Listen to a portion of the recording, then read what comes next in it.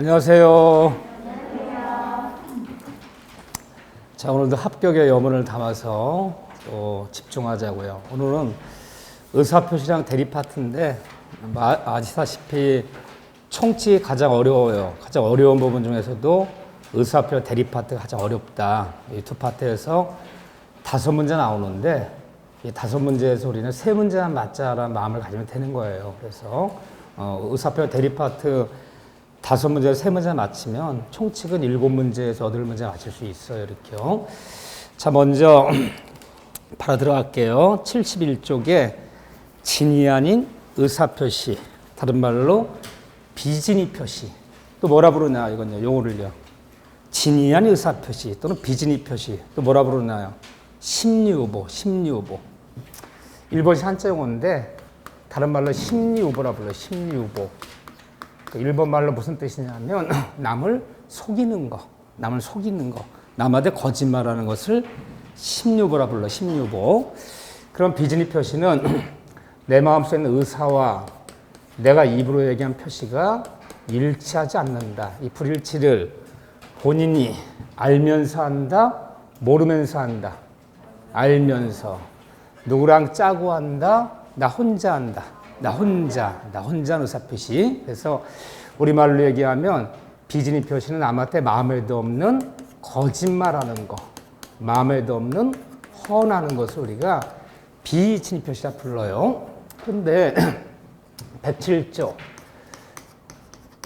비진이 표시, 농담, 거짓말하는 건데 이 비진이 표시는 농담하고 거짓말하는 것은 상대방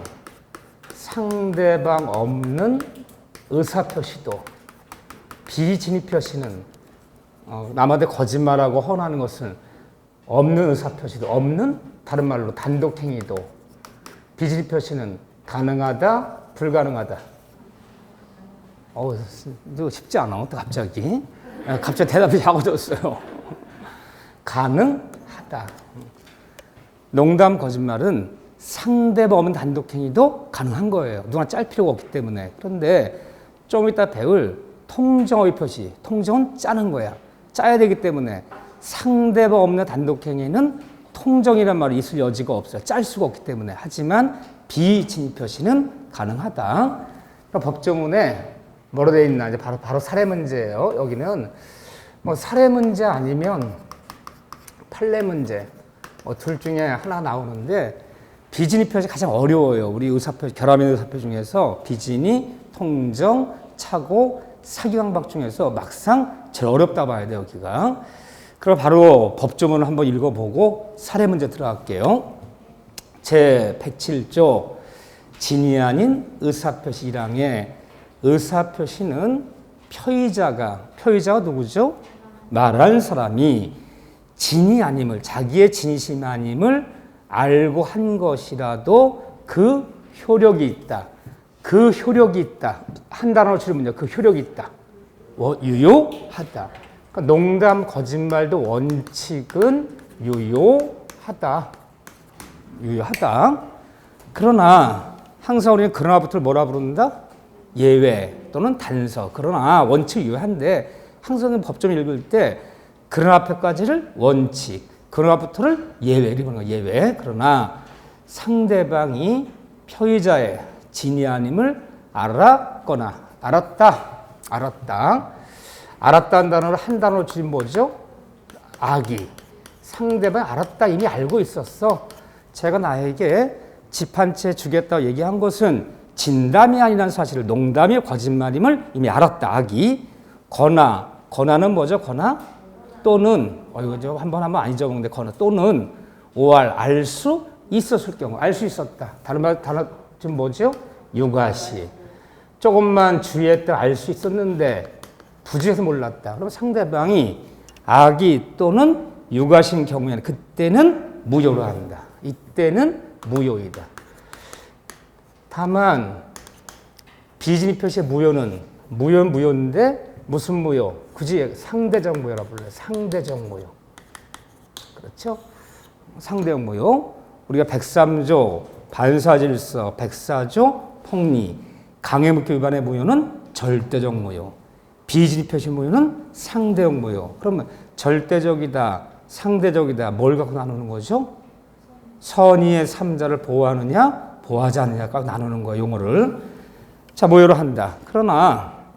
그러면 뒤집어 얘기하면 농담, 거짓말도 상대방이 악의 또는 유가신 때 그때는 이 농담, 거짓말은 무효이다. 그러면 뒤집어 얘기하면 상대방이 선의, 악의 반대말 선의, 몰랐다.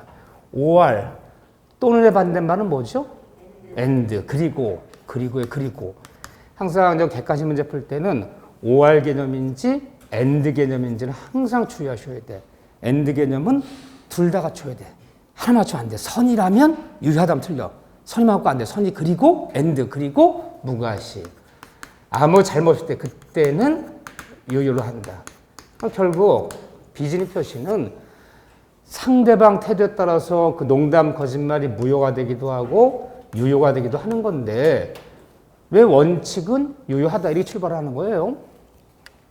좀 더 정확히 얘기하면 상대방 태도에 따라서 유효가 되기도 하고 무효가 되기도 하는 거잖아요. 항상 왜 그러냐면 이런 분쟁이 벌었을 때 상대방의 선의 무가실은 추정해 준다. 항상 추정하는 것을 원칙 삼는 거예요. 이렇게요. 추정하기 때문에 이런 분쟁이 벌었을 때 모든 입증 책임은 누가 지라는 거예요? 표의자가 지라는 거예요. 표의자. 말하는 사람이. 판사님, 제가 한 달 전에 모임에서 1억짜리 기기한대를 증여하겠다, 주겠다 얘기한 것은 농담 삼아서 한 얘기입니다. 진담이 아니었습니다. 그 진담이 아니라는 사실을 상대방은 알고 있었습니다. 예, 알았던 증거 내 대겠습니다. 또는 예, 유가시입니다. 내 증거 대겠습니다라고 이 표의자가 무효 주장자예요. 무효 주장자가 이 둘 중 하나를 입증해내면 무효가 될 수 있지만 입증 못하면 이것으로 추정되기 때문에 통과되는 거예요. 누가 유리해요? 상대방 유리한. 상대방 가만히 입만 다물으면 돼. 추정하는 사람은 입증 책임이 없다. 상대 입증 못하려면 유효한 걸로 통과되는 거죠. 자, 2항 볼까요? 전 이 사례 문제 나온다 봐. 사례 문제가 2항에 전항의 의사표의 무효는 선의의 제3자에 뭐하지 못한다? 대항하지 못한다. 대항하지 못한다는 말은 주장할 수 없다. 그러나 주장할 수 없다 끝나면 안 되지. 우리는 법을 공부하는 사람들이니까. 대항하지 못한다는 말은 쫓아가서 무효를 주장할 수 없지만 선의의 3자 측에서 무효를 주장하는 것은 그것은 가능한 거. 나는 무효를 주장할 수 없지만 선의의 3자 측에서 무효를 주장할 수 있는 거. 이게 대항하지 못한다는 의미잖아요. 자, 바로 사례문에 들어갈게요. 문제는 맨날 둘 중에 하나예요. 자, 기본 강의할 때 예를 들어 그대로 들게요.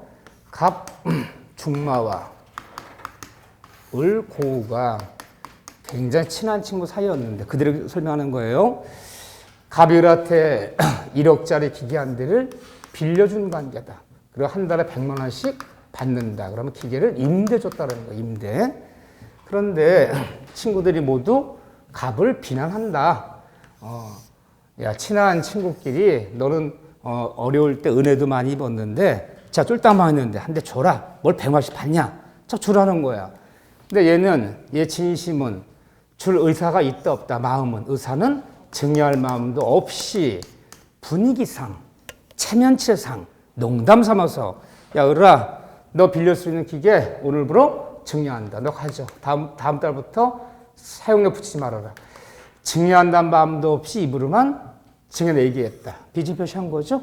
그런데 상대방은 선이었다. 한 달 전에 모임에서 증여한다 얘기한 것이 농담임을 거짓말임을 알지 못했다. 선이었다. 그리고 and 뭐였다? 그리고 and 무과실이었다. 이 두 단을 다 써줘야 되는 거예요. 만약에 시험 문제가 비진이 표시했는데 상대방 을이 선이라면 이 증여는 유효하다 그러면 맞는 지문, 틀린 지문이에요. and자가 붙은 것은 반드시 두 단을 다 써야 되는 거야. 쓰다 말면 틀리는 거예요. 잘 속아요. 선이 그리고 무과실이었다. 이걸 줬어요. 이걸요. 선이 무과실이었다. 그런데 농담 삼아 증여한 기계를 상대방을 한 달 만에 병화태 매매했다. 또다시 기계를 매매했다. 우리는 이런 사람을 뭐라 부른다? 제3자라고 부른다. 근데 3자는 악이었다. 악이었다. 다 알고 있었다. 갑이울한테 증여한다 얘기한 것은 농담 삼아, 장량 삼아, 허언임을 알고 있었다. 알고 있었지만 매입했다. 기계는 여기 와 있어요. 악이었다면 제3자 병은 소유권을, 이 기계에 대한 소유권을 취득한다? 취득할 수 없다. 취득한다. 왜 취득하는 거죠? 항상 민법은 내 앞에 사람이, 앞 사람이 중요해. 선이 무과실을 줘버리면 이 증여는 유효다, 무효다. 유효하잖아요. 상대방이 선이 무과를 줬다면 이 증여는 유효하기 때문에 이 기계에 대한 소유권은 누구한테 있는 거다? 을한테 있는 거다. 그 내 앞 사람이 어쨌든 권리를 얻었다면 다음 사람은 선이하기를 논한다? 논할 필요 없다. 논할 필요 없다. 우리 이걸 뭐라 부르는 거예요? 승계 취득이라고 부르는 거예요. 승계. 민법 원리는 내 앞 사람이 정당 권리 취득했다면 다음 사람은 선이건 악이건 다 승계 취득하기 때문에 선이악이 불문하고 둘 다 소유권을 취득한다. 따라서 갑이 쫓아가서 악의의 3자 태도 무효 주장하면서 이 기계 반환을 요구할 수는 없다. 그렇죠? 근데 갑이 증여한다는 마음도 없이 입으로만 증여 얘기했으나 상대방이 악이라면 무과실 안 줬어요. 그냥 악이만 줬어요. 악이라면 악이었다. 이 단어를 주면 이 증여는 유효다, 무효다. 무효. 악이 또는 유과실이었다면 단 하나만 주면 돼요. 악의가 아니었더라도 알 수 있었다면, 유과실이었다면 또는이니까 둘 중에 한 단어 나오면 이 증여는 무효가 돼버려요. 자, 무효가 된다는 것은 소유권 누구한테 있다? 갑한테 있다는 거. 증여가 안 됐다는 거예요. 증여가 유효하다면 소유권 넘어온 거야. 근데 증여가 무효라면 증여가 안 됐기 때문에 소유권은 갑한테 있는 거다. 근데 악이었다. 요거만 주겠죠. 악이었다. 그런데 돈이 급해서 악의의 상대방을 또다시 병한테 매매했다. 그러나 병은 선이 몰랐던 선의의 제3자였다. 그렇다면 병은 소유권을 취득한다? 못한다? 취득한다. 우리 법조문 2항에 그 비진이 표시가 상대방이 악의 또는 유과시여서 무효가 됐더라도 한 달이 건넌 3자가 선일 때는 선의의 3자한테는 이 무효를 뭐하지 못한다? 대항하지 못한다. 취득한다. 하지만 얘가 악의 3자였다면 얘는 취득한다? 못한다? 못한다. 그러면 간단해요. 갑을병 사례를 주면 중간에 껴있는 을, 상대방 을의 태도를 분명히 밝혀줘요. 그걸 밝혀주지 않고는 시험 문제가 안 되는 거야.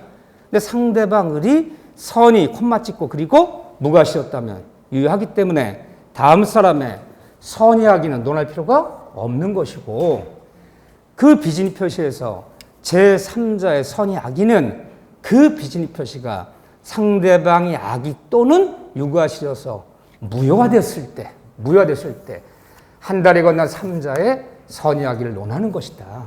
이때는 비록 무효였더라도 그 무효를 선의의 3자한테 대항하지 못한다는 선의의 3자 보장이 있기 때문에 얘는 보호받는다. 이게 되는 거죠. 또 이때 이 3자들은 여기뿐 아니에요. 우리가 비진이, 통정, 착오, 사기강발, 무효, 취소는 모두 선의의 3자 보장이 있는데 다 똑같아요. 3자는 선의만 갖추면 되는 거지. 무과실은 요건이 아니다. 똑같이 가는 거야. 무과실은 논할 필요 없다. 모르기만 하면 돼. 선이라면 보호받는 것이다. 어려워요? 안 어려워요? 안 어려워요. 그러면 비진표 사례 문제 나왔을 때는 요 상대방이 문제에서 요걸 줬는지 한 요거만 구분하면 돼. 요걸 줬다면 선의장이 나누는 거고 요걸 줬다면 논할 필요 없는 것이고. 이거 들어가죠? 요 문제. 사실은 요 정도 문제만 돼도 시험자 만나면 다 65점에서 7점 들어가는 문제 이렇게요. 갑을병이 나오기 때문에 첫째 요거. 그 다음에 전 나올 것만 할 거예요. 교재 73쪽을 피면 심화학습에 보면 2번지면 동그라미, 별표. 제일 중요한 판례예요. 관련돼서. 명의대여로 대출받은 경우. 그러면 비즈니 표시는 저는 올해 이 사례 문제 나올 확률이 제일 크고, 이게 제일 크고 나오면 두 번째는 판례예요. 비즈니표 관련되는 판례. 이 판례가 좀 어려워요. 판례가 세 가지가 있다. 첫째, 그 중에 제일 유명한 판례는 대출 명의를 빌려준 자. 의외로 잘 나와 이걸. 대출 명의를 빌려준 자. 요거요. 자, 자기 명의로 대출받을 수 없게 되자 친한 친구 명의를 빌려서 대출받았어요. 그 정확한 판례는 학교가 뭐 은행에서 한 20억 대출받아서 뭐 애들 기숙사라든가 체육관을 지으려고 그래요. 그래서 은행에서 좋다, 학교한테 20억 대출해 주겠다. 그런데 학교 명의는 안 된다는 거야. 왜 학교 명의는 안 되냐 했더니 사립학교법이라는 법이 있는데 그 학교 재단이 부실해질까봐 학교 명의로는 대출이 안 되게 돼 있다는 거야. 그러니까 교직원 명의 갖고 오라는 거야. 교직원 명의. 학교 쪽이 부탁을 해. 교직원들은 체육관 줘야 되는데 학교 명의 대출이 안 되니까 명의 빌려주라. 교직원 명의로 가서 20억을 대출받았어. 상대방 은행도 이 돈은 20억은 학교가 쓰는 거지 교직원이 쓰지 않는다 알고 있었어요. 그래서 교직원 명의 빌려서 은행이 대출해 줬는데 학교가 망하는 바람에 못 갚는 거야. 그러면 대출을 빌려준 그 교직원들이 돈 20억 갚아야 되냐 안 갚아야 되냐 지금 얘기하는 거예요. 대출을 빌려준 자들. 결론적인 얘기 볼게요. 판례는 결론적인 얘기를 알고 있어야 돼요. 이것이 옳다 그러다가 문제가 아니라 이런 분쟁이 벌어졌을 때 이건 굉장히 많은 일이에요. 대출 명의를 빌려주는 거는요. 첫째, 대출 명의를 빌려준 자들은 판례에 따르면 비진위, 농담 거짓말이요. 비진위 표시에 해당한다, 해당하지 않는다. 해당하지 않는다는 거예요. 비진위 표시가 아니래. 그럼 뭐냐? 비진위 아니라는 얘기요. 다른 말로 얘기하면 진위가 있는 의사표시다. 비진위 해당하지 않는데. 해당하지 않기 때문에 대출을 빌려준 자들은 비진위 표시에 해당하지 않기 때문에 두 번째 보면요. 따라서 비진위 아니기 때문에 우리가 배웠던 비진위 표시 107조 저는 시험 문제 지문 나오는 걸 보는 거 지금요. 대출명을 빌려준 자들은 비진위 표시에 해당하지 않기 때문에 107조예요. 107조 법조문요. 107조에 적용이 있다, 적용이 없다. 적용이 없다고 표현하는 거야. 이게 비진위 해당되면요. 107조 적용받아서 원칙은 유효하나 그러나 상대방 금융기관이 이 사람들은 명의를 빌려주는 사람이지 실제 돈 쓴 사람이 아니라는 사실을 상대방 금융기관 은행이 알거나 알 수 있다. 그때는 무효로 한다. 이걸 따라가야 되는 거야. 법을 적용받는다는 것은 법정을 적용받은 원칙은 유효. 그래야 금융기관이 악의 또는 유효하실 때는 무효. 이걸 따라가야지 적용이 있는 거야. 적용이 없어요. 적용이 없기 때문에 결론이 뭐냐. 세 번째가 언제나 유효하다. 이 결론이에요. 언제 유효하기 때문에 자 보세요. 상대방 금융기관은 이 사실을 모두 알고 있었다. 얘는 명의만 빌려주는 사람이지 실제 돈 쓰는 사람이 아니라는 사실을 알거나 알 수 있었더라도 언제나 유효하기 때문에 돈 갚아야 된다? 안 갚아야 된다? 갚아야 된다는 거예요. 상대방이 이 사실을 알거나 알 수 있었더라도 무효가 되지 않아요. 그러면 170 적용받으면요. 원칙은 대출을 빌려준 자는 유효하기 때문에 돈 갚아야 되나? 그러니까 상대방이 이 사실을 대출을 빌려준 사람이지 돈 쓰는 사람이 아니라는 사실을 알거나 알 수 있어요. 그때는 무효가 되어서 돈 갚지 않아도 된다는 거야. 근데 적용받지 않기 때문에 상대방 비록 이 사실을 알거나 알 수 있었더라도 언제나 유효하기 때문에 돈 갚아야 된다. 결론이야 이게. 그러니까 결론적인 얘기들 그들은 뭐로 물어요? 시험장 가면. 국어로 물어. 국어. 글씨로 물어. 글씨로. 내가 그 스토리를 이해하고 있더라도 그들이 글씨 표현을 어떻게 하는지 모르면 알아도 틀리는 거야. 자, 이거 딱 세 단어예요. 대출을 빌려준 자들은 비진위표에 해당하지 않는다. 해당하지 않기 때문에 우리가 배우는 107조를 적용받지 않는다. 따라서 상대방 금융기관이 악의 또는 유가시였더라도 무효가 되지 않고 언제나 유효하기 때문에 돈 갚아야 된다. 그 결론이 이 얘기예요. 딱 세 단어 기억하시고 자, 한 페이지 넘겨보세요. 오늘 좀 어려워서 죄송해요. 난 어려우면 죄송하더라. 그런데 원래 의사표시가 어려워 그렇지만 그럴수록 핵심을 챙겨서 그거만 갖고 해야지 교과서에 있는 모든 추상적인 용어를 계속 읽어가며 생각하면 그 용어에 그 논리에 빠져서 죽도 밥도 안 돼. 막 머릿속으로 뒤죽박죽돼요. 딱딱 우리는 시험 공부하는 거지. 민법 학문 공부하는 거 아니에요. 자, 두 번째 판례는 어딨냐? 두 번째 판례는 우리 교재 75쪽에 보면 2번에 공법상 행위에서 2번에 있어. 2번. 동그라미 별표. 판례도 여기 들어가. 판례도. 두 번째는 맨날 이걸 왜 내는지 몰라. 공무원의 사직원 제출. 공무원의 사직원 제출. 자, 공무원들이 사직원 제출하는 것은 이거는 공법행위예요. 공법행위. 우리 그냥 사기업이에요. 사기업에 다니는 사람들이 사표 제출하는 것은 그건 사법상 행위지만 국가기관과 공무원의 관계는 공법상 행위이기 때문에 공무원이 자 보세요. 사직원 제출 어떻게 하나 보세요. 사퇴 수습 차원에서 자 민원인들이 담당 공무원 자르라는 거야. 담당 공무원 안 자르면 비리를 저질렀어. 우리 대목 계속하겠다. 상사가 불러서 김 주사 민원인들이 거세게 항의하니까 일단 사표를 제출해라. 그러면 민원이 잠잠해지면 반려할 테니까. 그 사퇴 수습 차원에서 원래 이 공무원은요. 원래는 원칙은 공직을 그만둘 마음도 없으면서 내 진심은 그만둘 마음도 없으면서 사퇴 수습 차원에서 사직원을 제출했어요. 비진입 표시예요? 진입 표시예요? 비진입 표시죠. 마음에는 그만둘 마음도 없이 겉으로만 제출했단 말이야. 그렇죠? 그런데 인사위원회에서 뭐 어쩔 수 없다. 본인의 뜻이니까 사표를 수리했다는 거야. 상사의 권고에 쫓아 실제는 그만둘 마음도 없이 사퇴 수립 차원에서 형식적으로 사표를 제출했는데 인사위원회 사표를 수리했다면 그 사표 수리는 유효냐 무효냐. 우리가 배운 지식에 의하면요. 원칙은 유효해. 비진입 표시도 유효하다. 그러나 상대방 그 인사위원회가 이 사표 제출은 얘 진심이 아니라는 사실을 상대방이 인사위원회가 알거나 알 수 있을 때는 그때 이 사표 수리는 무효될 수도 있는 거야. 그걸 입증해내면. 그렇죠? 그런데 공무원의 사직원 제출은 상대방이 인사위원회가 알거나 알 수 있는 관계없이 공무원 사직원 제출은 언제나 유효하다는 거야. 절대 무효가 안 돼요. 그 이유가 뭐라 했죠? 공법상 공법행위에는 비진이, 통정, 착오, 사형박에 무효처 적용이 없어요. 적용이 없어서 공법상행위, 소송행위는 내 마음과 일치하지 않는 비진이 했던, 짜고 했던, 착오로 했던, 사기강박당했던 언제나 유효하지. 무효처리되는 경우가 없다. 그럼 인사위원회 얘기는 사실 속이는 문장이야.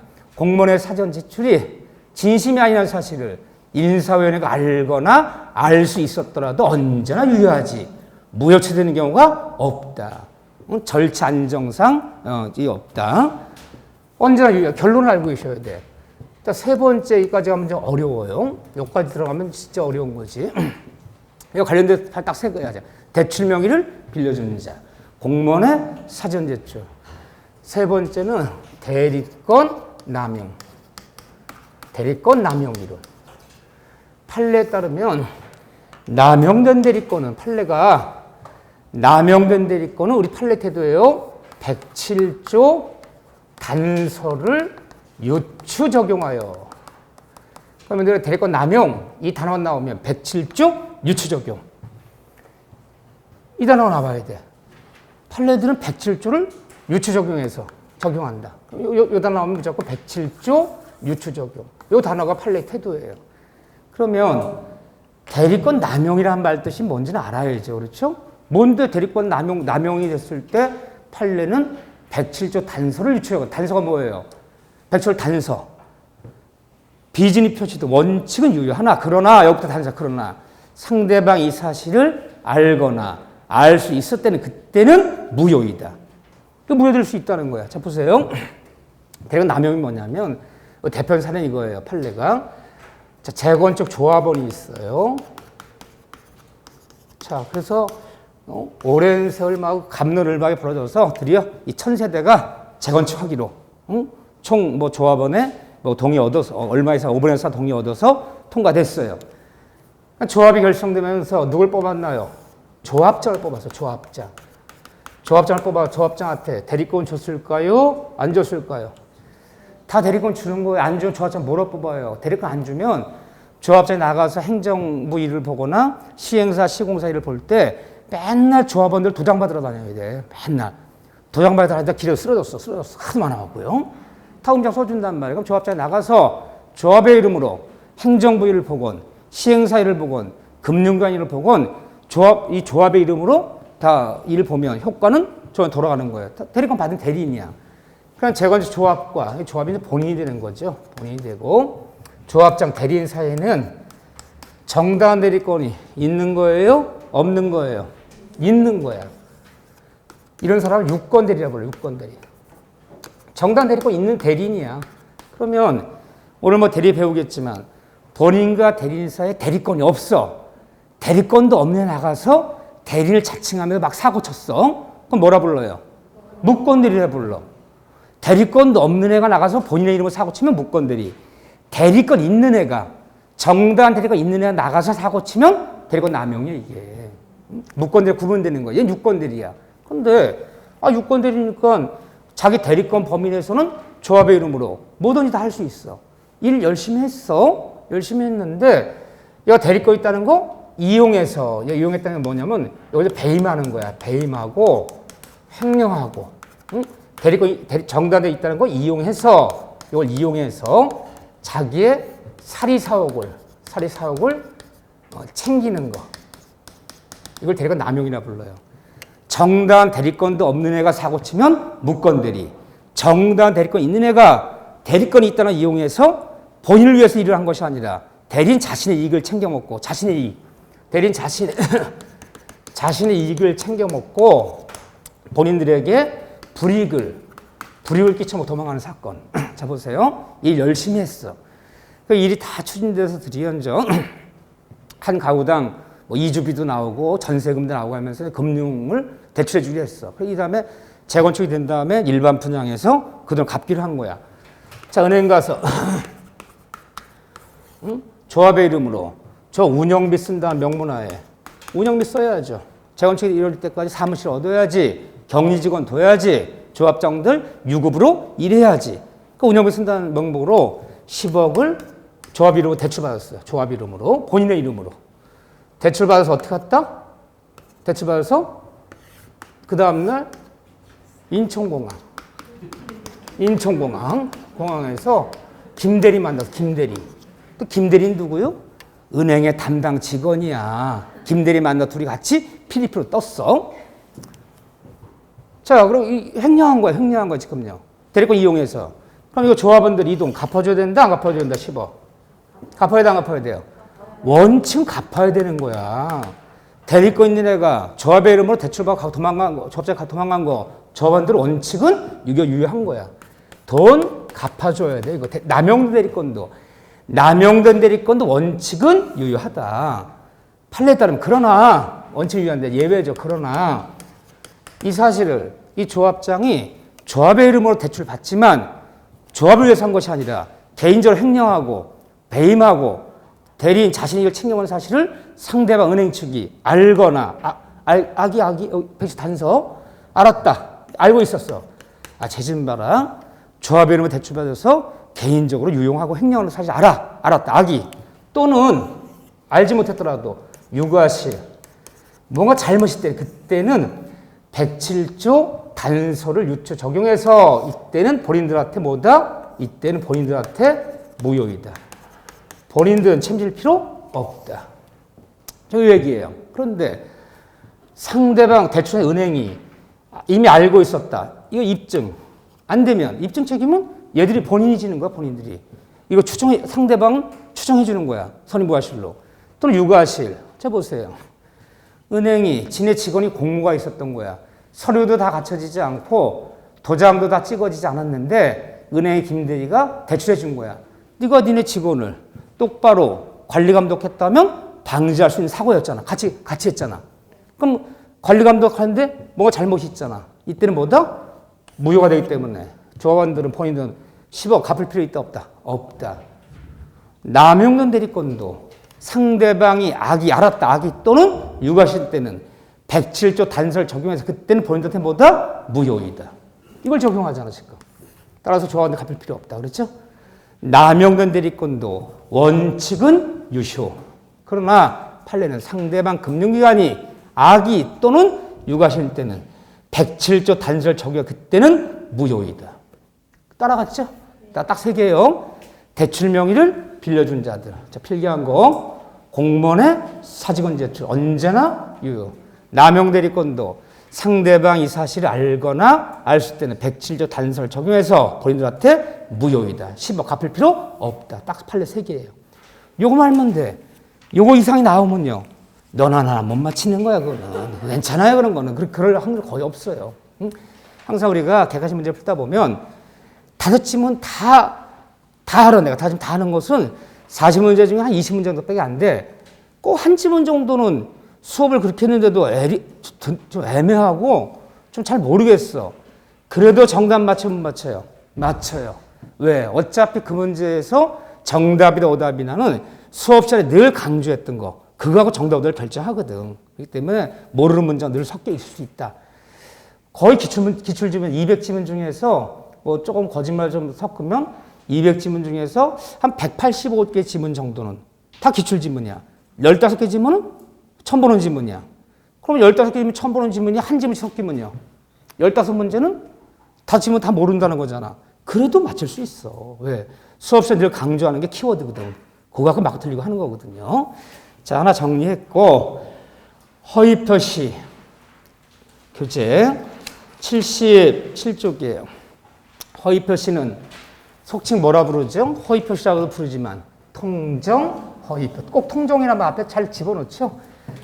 그냥 허위 표시라도 맞아요. 그런데 통정, 허위 표시. 108조. 통정, 허위 표시. 통정이란 말이 뭐였죠? 누구와 짜는 거. 짜고 하는 게 통정 표시야. 그렇죠? 내 마음에 있는 의사와 내가 입은 표시가 내 마음과 내가 입으로 한 표시가 일치하자면 알고 혼자 하는 것이 아니라 누구랑 짜고 하면 통정 허위 표시다. 짜야 돼. 반드시 짜야 돼. 따라서 통정 표시는 짤 상대방 없는 단독행위는 유언, 유증, 소유권, 점유권, 상속의 포기, 권리의 포기, 재단법인 설립행위. 없는 단독행위는 통정을 표시한 말이 있을 여지가 있어 없어요? 없어요. 짜지를 못하기 때문에. 있을 여지가 없는 거예요, 여기는. 그런데 통정을 표시에 해당되는 가장 대표적인 사례가 뭐다? 뭐가 통정? 그렇죠. 시험 문제는 무조건 이거야. 우리 중개사 민법 뭐다? 민법 총칙, 그냥 민법 총칙이 아니야, 인전. 부동산 총칙이다. 부동산 민법이다. 40문제 중에 37문제, 8문제는 부동산 묻지. 동산, 뭐 기계한 데가 젖소한 말이 안 물어. 토지 건물이 다 이렇게 들어가는 거야. 그럼 뭐 통정이 나왔다 그러면요. 부동산 가장매매. 이거지 뭐. 무조건 이 문제지. 그런데 통정 표시는 별표 몇 개 쳐져 있나요? 3개. 올해 반드시 나와. 한 문제 결정.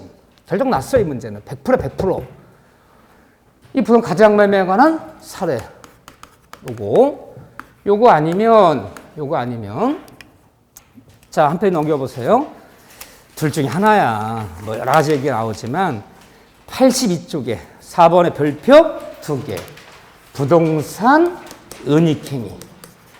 둘 중에 한 문제를 만나고 온다. 여기는. 통정 표시는 시험을 한 3번쯤 보다 보면 2번은 사례 문제 나오고 1번은 단답식 문제 나오는데 요즘은 거의 이 통정 표시 사례 문제가 거의 나오는데 작년에 단답식 문제 나왔어. 사례 문제를 묻지 않고 제3자 해당하는 사람 고르시오. 아닌 사람 고르시오. 그게 제일 난해하거든. 근데 그 추상적인 용어 그거 나왔는데 올해 그거 안 나와요. 잘 피해갔어. 이제 이거예요. 축하드려요. 거의 하나 맞았다 봐야지. 자, 그러면 부동산 가장 맹한 사례를 어디를 펴놓고 78쪽에 허비 효과 여기를 펴놓고 이 사례 문제 그려보자고요. 자, 수업 시간에 했던 그대로 다시 한번 리바이브라는 거, 리바이블. 기본 강의했던 거 워낙 중요하기 때문에. 자, 토지가 한 필지 있는데 토지 소유자는 등기 떼어봤더니 갑이라는 사람이 이 토지의 소유자였다. 갑이 토지 소유자였다. 그런데 갑은 채권자들이 많아요. 뭐 예를 들면 채권자들이 A, B, C 이런 사람들이 갑의 채권자들이야. 외상 때 못 갚은 거, 대여금 빌린 돈 못 갚은 거, 뭐 공사비 못 준 거 천지야. 그래서 지금까지 잘 밀었는데 이제 만약에 갑이라는 사람이 부도났단 말만 떨어지면 갑이 이제 부도내려고 그래. 더 이상 버틸 수가 없어. 부도났단 말만 떨어지면 ABC가 어떻게 할 거예요? 갑의 채권자 ABC가 갑의 모든 재산 다 압류 들어올 거예요. 부동산 압류에 다 경매해버리고 동산을 빨간 딱지 붙인다 그래요. 빨간 딱지 붙여서 유체동산 압류해서 경매해버릴 거야. 그러니까 부도나기 전에 고민하다가 믿을 만한 친구 을을 만났어요. 을 이름 뭐였죠? 을고 갑중망. 그래서 야 내가 한 달 내에 부도 처리해야 되는데 하나는 건져야 되지 않겠냐. 용인에 내면에 있는 땅 3,000평 너한테 판 거 좀 짜고 네 명의 좀 빼돌리자. 좀 도와달라. 응? 알았어. 그렇게 도와줄게.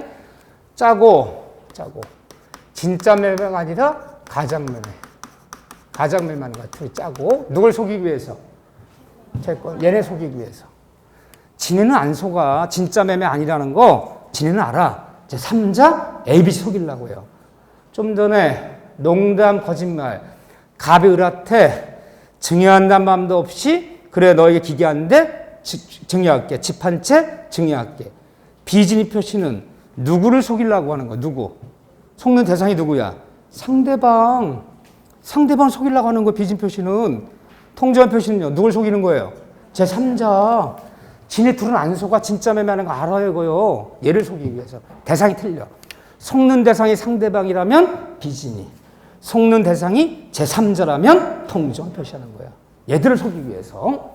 그래서 부랴부랴 만나서 가라로 거민계약 작성해서 도장 찍고 매도인란에 갑, 매수인란에 을 도장 찍었어. 진짜 매매 아니라는 거. 둘이 알아요, 몰라요? 알아요. 알고 짜고 하는 거야. 등기소 와서 2번 소유권 이전 등기 원인은 매매 을 중마 명의를 빼돌리고 나서 부도 처리 부도낸 다음에 부도냈어. 그러고 나서 등기 냈는데 보름 뒤에 부도내고 떴어요. 갑은 어디로? 홍콩으로 떴어요. 뒷일을 부탁한다. 가장매매 이뤄진 거야. 자, 가장매매 이뤄졌을 때 통절 표시는 첫째, 우리 법조문에 통절 표시는 부동산 가장매매는 짠 당사자끼리. 여기 당사자 누구예요? 갑과 을. 갑을 뭐라 부르죠? 보통 빼돌린 애를 가장양도인, 가장매도인 이런 애를요. 가장양수인, 가장매수인 그렇게 부르죠. 가장양도인, 가장양수인. 같이 부를 때는요. 당사자. 그래요. 당사끼리는 통절 표시는 부동산 가장매매는 당사끼리는 언제나 무효 앞에 언제나 말 집어서 언제나 당사끼리 언제나 무효이다. 무효 앞에 언제란 말 들어가도 법주문에는 언제란 말이 없어요. 법주문에는 통절 표시는 짠 당사끼리는 언제나 무효이다. 이 언제란 말 들어가도 맞는 거예요? 틀리는 거예요? 맞는 거예요. 그런데 왜 이걸 강조합니까? 우리가 완전 이다음 많은 문제를 풀다가 저랑 시험 볼 때 첫 문제 풀 거, 첫 문제. 저랑 첫 문제를 풀어야지 염주 심장 가요. 7월, 8월, 9월, 10월. 언제나, 절대로, 항상, 반드시 이런 단어들 하면 막 사람들이 알레르기를 막 일으켜. 알레르기를 막 전기를 일으켜. 거의 틀렸거든, 그런 문장이. 근데 이건 맞아요. 그래서 조심하셔야 돼요. 언제나 무효이다. 이 말 들어도 맞아요. 그냥 법조는 무효해야 되는데 언제나 무효야. 듣기는 언제나 무효야. 선의의 3자가 생겨서 선의의 3자가 소유권 취득했다고 해서 이 가장매매가 유효해지는 거 아니야. 다만 선의의 3자 보호적을 쫓아 서해 3자 보호받을 뿐이지 그렇다고 해서 가장매매 자체 유효해진다는 얘기는 아니 언제나 무효다. 그런데 19회 때 어떻게 나느냐. 통저 표시는 짠 당사끼리는 절대로 무효이다. 이 말이 들어갔어. 껄쩍지근하네 저거. 맞아요? 틀려요? 이건 틀려요. 절대 무효는 절대 무효 줄임말이야. 이렇게 표현하고 싶으면요. 통저 표시는 당사끼리는 상대적 무효다. 이렇게 들어가야지. 이 절대적 무효라는 얘기는 상대적 무효 반대말이야. 사람들이 나와서 책상 뒤집었어. 그냥 뒤집어 엎어버렸어. 이 더러운 것들이 아주 그냥 거기 맨날 선생님 언제나 무효인데 그 절대적 무효는 또 틀리는 거네. 얼마나 억울해. 절대적 무효는 선생님한테 보호 안 하는 무효잖아. 얘는 상대적 무효죠. 선생님한테 보호하는 무효. 그래서 언제나 무효는 맞지만 절대적 무효란 말 틀려. 이렇게 표현하려면 이렇게 표현해야지. 상대적 무효이다. 좋아요. 그렇기 때문에 자 이제 이 빼들어 도망갔어. 얘 채권자 난리가 났어. 갑자기 부도차로 도망갔는데 재산을 파악해봤더니 재산이 없어요. 얘 앞으로. 근데 우연치 않게 부도나기 한 달 전까지는 갑의 앞으로 2,000평이 터 있었는데 부도나기 며칠 전에 넘어간 거야. 소유가 넘어간 거야. 근데 둘끼리는 굉장히 친한 친구야. 갑중마 을고 뭐 이런 사이야. 이거 우리를 속이기 위한 가장매매이 틀림없어. 라고 알았다면 이 사실 알았다면 가장 양들의 채권자 A, B, C가 얘들이 채권자들이 보호받는 권리를 우리는 뭐라 부르는가? 이거 왜 묻는지 이 용어 잘 물어요. 가장매매가 이루어졌을 때 가장 양도인 갑의 채권자 A, B, C가 보호받는 권리를 채권자 대의권이라 부른다. 채권자 취소권이라 부른다. 채권자 취소권을 행사하여. 이 단어 잘 물어요. 대의권이 아니라 취소권. 그런데 객관식 문제니까 대의권이 뭐고 취소권이 뭐고까지 설명할 틈은 없어. 404, 406조에 있는데 하여튼간 우리가 중요한 민법 배울 때 채권자 취소권을 채권자 취소요. 이 단어는 여기가 처음이자 마지막이야. 다시는 채권 취소권이란 말 안 써요. 어딜 배워도 무조건 졸다가도 채권자 대의하여, 대의신청하여, 대의말소하여, 대의청구하여 다 대의란 말만 쓰는 거야. 우리 중앙민법에서는. 근데 채권 대의권이 아니라 채권자 취소권을 처음이자 마지막. 어디서만 쓰자? 부동산 가장매매. 또 우리는 한참 공부하다 보면 부동산 가장매매를 묻는지 부동산 이중매매를 묻는지 헷갈리면 안 돼? 이중매매 103조 배웠잖아요. 가담권이나 이중매매. 그때 제일매수인이 보호받는 권리는 채권자 대의권. 이중매매에선 채권자 대의권. 가장매매에선 채권자 취소권. 조심하셔야 돼. 우리 특기가 뭐냐면 이 다음에 비슷하면 다 똑같아. 응? 가장매매, 이중매매 다 똑같이 생각해. 동기의불법, 동기의착오, 동기야. 동기의불법, 동기의착오. 다 똑같이 생각해. 큰일 나는 거예요. 취득시효, 선의취득. 용어도 비슷하면 다 똑같아 나는. 그 용어들이 헷갈려 어느 순간에. 조심하셔야 돼. 지금 행사하는 건데 채권 취득권은 반드시 소송으로만 행사해라. 말로 하는 거 안 돼요. 소송 제기해야 돼. 채권자 취소소송. 소송 제기해서 판결 나올 때만 인정해. 소송이 아니라면 인정하지 않는다. 소송으로만 행사할 수 있는데. 그러니까 얘들이 ABC가 가장에서 쫓아. 이때 소송 제기할 수 있어 없어요? 있어. 판사님 얘 진짜 매매 아닙니다. 가장매매입니다. 따라서 을중마법된 등기는 무효기 때문에 말소하라는 판결과 합니다. 소송 제기할 수 있어요. 그 판결 나오면 말소시켜버리는 거예요. 말소시켜버리고 압류 잡는 거예요. 그런데 이게 이 소송을 제기하려고 채권 취소송을 제기하려고 했더니 이 가장 양수인이 병한테도 팔아버렸네. 제3자한테 가장매매 빼들린 부동산을 지한테 명의 땅 이용해서도 팔아버렸어. 여기가 있는 거야. 근데 얘가 몰랐던 선의 제3자래요. 그럼 얘한테 채권 취소송 제기할 수 있는 거예요? 없는 거예요? 없어요. 왜 없냐고요? 법조문 108조 2항에 선의의 제3자한테는 대항할 수 없다. 선의 삼자 부정이기 때문에 선의의 삼자한테는 채권 취소를 제기할 수가 없는데 얘가 악의 삼자였다면 악의 삼자 다 알고 있었어. 악의 삼자한테는 채권자 취소송을 제기할 수 있어 없어요? 있는 거야. 그러니까 가장 양순이한테는 제기할 수 있고 제3자가 선이라면 선이한테는 소송 제기할 수 없고 악의 삼자한테도 소송 제기할 수 있다. 이해되죠? 네. 이렇게 첫 번째 우리 정리하면 되고 참 쉽기도 하여라. 뭐 어려워진 인상을 쓰지 도대체가. 두 번째. 세 번째. 현재 이게 3년 전 일이야. 얘들이 몰랐어. 몰랐다면 이 소송 제기해요? 못해요? 못했어. 몰랐어. 세월이 흘러갔어요? 땅값 올랐나요? 안 올랐나요? 그럼 또 어떻게 하셨어요? 오른 거 내가 오른다는 얘기도 안 했는데. 아, 땅값은 오르는 거구나. 절대 땅값 떨어지는 법이 없구나. 땅을 사세요. 땅을 사세요. 대답 없어 또 그래요. 인간은 돈 있어야 사지. 마음속에 깔고 있어요. 땅을 사세요. 이 다음 돈 되면. 뭐 돈 없으면 열심히 저축하고 열심히 모으면 되지. 근데 왜 땅을 못 사요? 열심히 저축하고 모으면 되죠. 내 뭐라 했어? 왜 땅을 못 사는 이유는 돈이 없어서가 아니라 한 평씩 안 팔아 인간들이. 너 한 평씩만 팔아봐라 내가.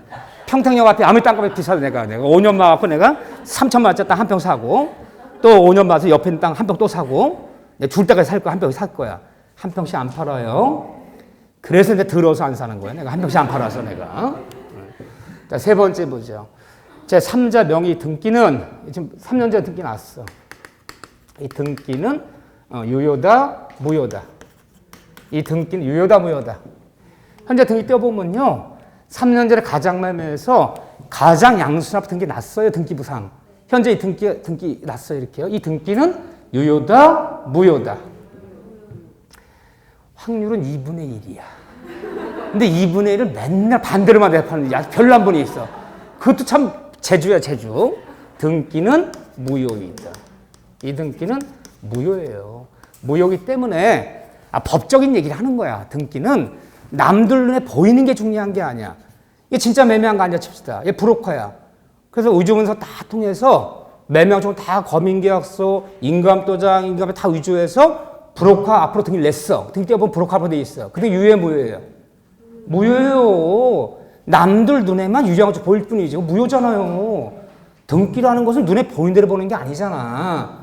등기를 내게 된 원인이 무효이거나 그 원인이 존재찮으면 등기는 무효되는데 등기를 내게 된 원인이 뭐야? 가장매매잖아요. 원인이 무효라면 등기도 무효. 무효기 때문에 을중마는 법적인 얘기를 하는 것이 그 을중마 가장 양수인의 을은 소유권 취득이 되는 거예요? 안 되는 거예요? 안 되는 거야. 얘가 소유권 취득 됐다 그러면 다음 사람 병이라는 사람을 선인지 악인지 논할 필요 없는 거지. 다 승계 취득이 되는 거니까. 그렇잖아요, 지금. 이 등기는 무효이기 때문에 을 것처럼 보일 뿐이지 을은 소유권 취득이 안 된 거야. 누구 거야, 이거는? 법적으로. 갑 거야. 그런데 판례가 그러면 얘가 쫓아가서 야, 고맙다, 야.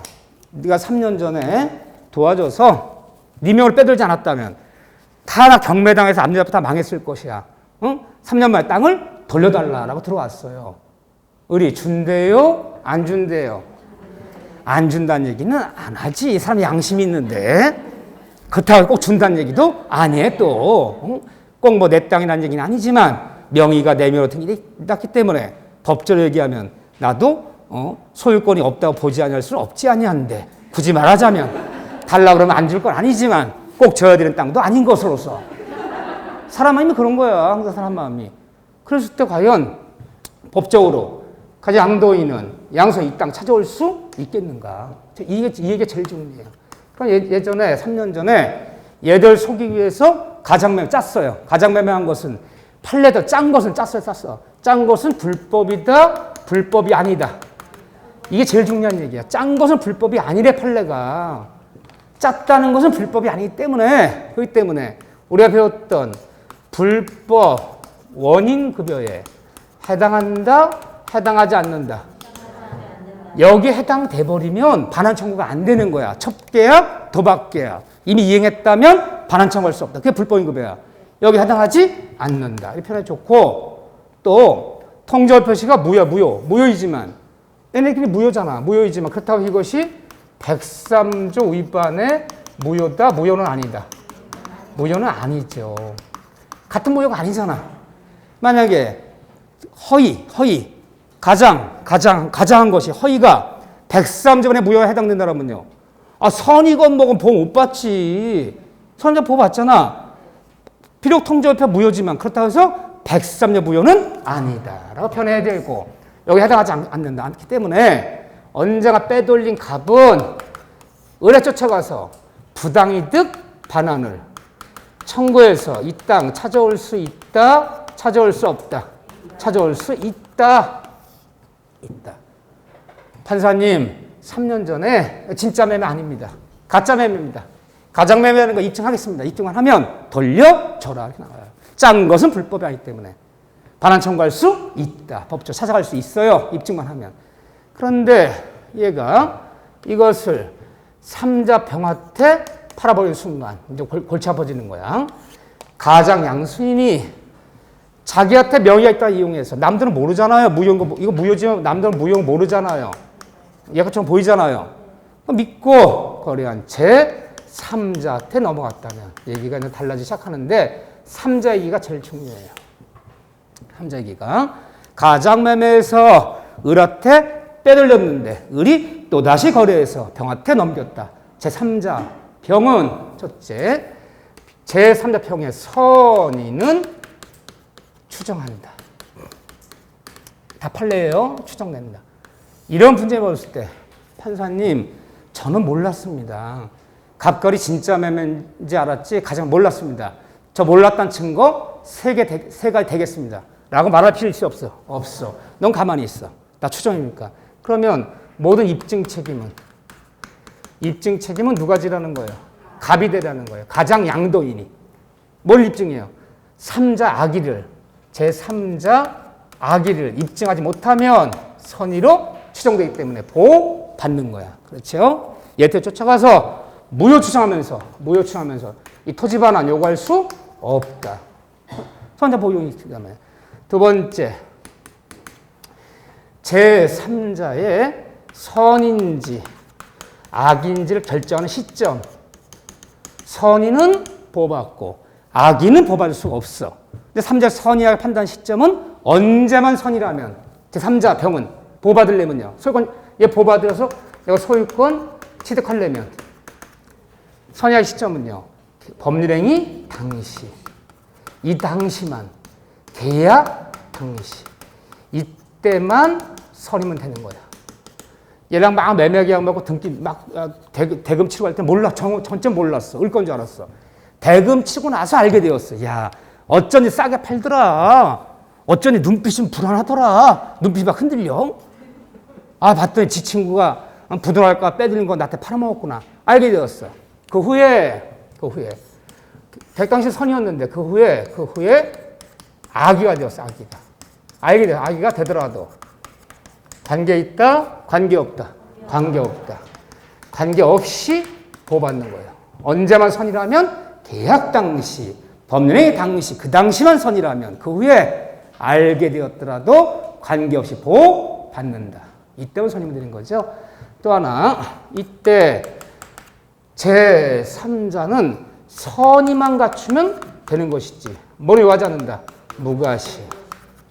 무과시는 요하지 않는다. 논할 필요 없다. 첫 문제가 빼돌렸는데 을이 병한테 또다시 매매했다. 제3자 병 비록 선이었더라도 과실이 있다면, 제3자가 병이 선이었더라도 중과실이 있었다면 그때는 보호받을 수 없다. 맞아요? 틀려요? 틀려요. 이거 논할 필요 없어. 뭐만 갖추면 된다? 선의. 선의만 갖추면 돼. 선의만. 또 하나 여기서 대항하지 못한다. 대항하지 못한다는 의미를 또 묻죠.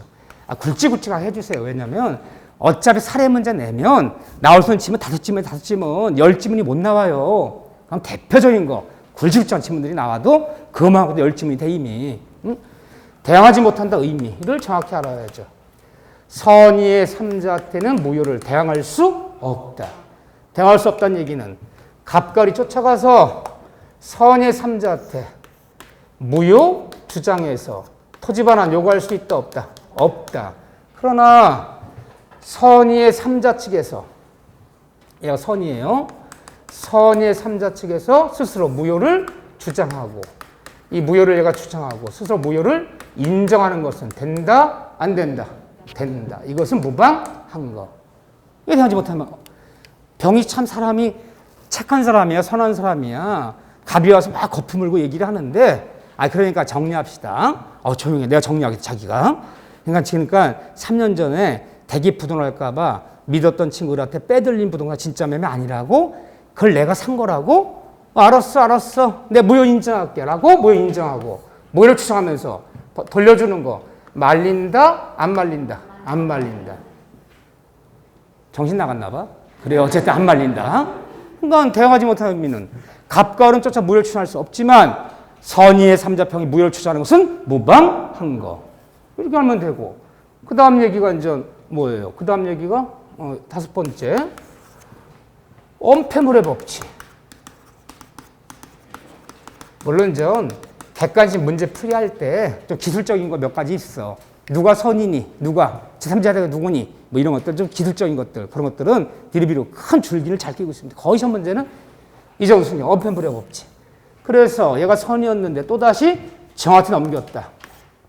얘는 이름이 정악이야. 선이 악이. 그 악이의 정은 전매는 또 전전매자, 전전매자. 얘는 얘가 선이었고 그다음에 악이었다면 얘는 소유권 취득이 되는 거다, 안 되는 거다, 되는 거다. 항상 민법 원리가 내 앞사람이 일단 선이어서 보호받고 내 앞사람이 선이어서 소유권 권리가 취득되면 그 다음 사람은 선이 악이를 논할 필요 있다, 논할 필요 없다. 논할 필요 없다. 뭐가 된다? 승계취득 또는 엄폐물의 법칙. 선이 악이라면 소유권 취득이 된다. 그런데 이제 학자들은 여러 가지 얘기를 해요. 근데 저는 판례가 있는 것만 얘기해. 판례 없는 거 안 나올 건데 뭐로 이걸 얘기합니까? 얘가 악이고 얘가 선이라면 어떻게 되겠니? 그러면 반대로. 이건 견해일 뿐이지 판례가 없어. 판례 없는 거 굉장히 복잡하게 할 필요 없어. 판례는 이거밖에 없어. 선이 악이는 소유권 취득한다. 엄폐물의 법칙. 뭐 어렵습니까 이게? 그래요. 굵직굵직하게.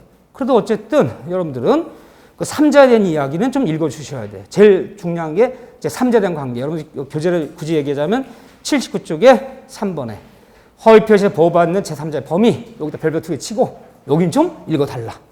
결국 이 얘기지만 굵직굵직하게. 사례 문제. 그러면 잘 봐보세요. 얘한테 팔아 넘겼어. 얘 보호받잖아요. 무효 요청할 수 없잖아요. 그러니까 얘가 소유권 취득했어.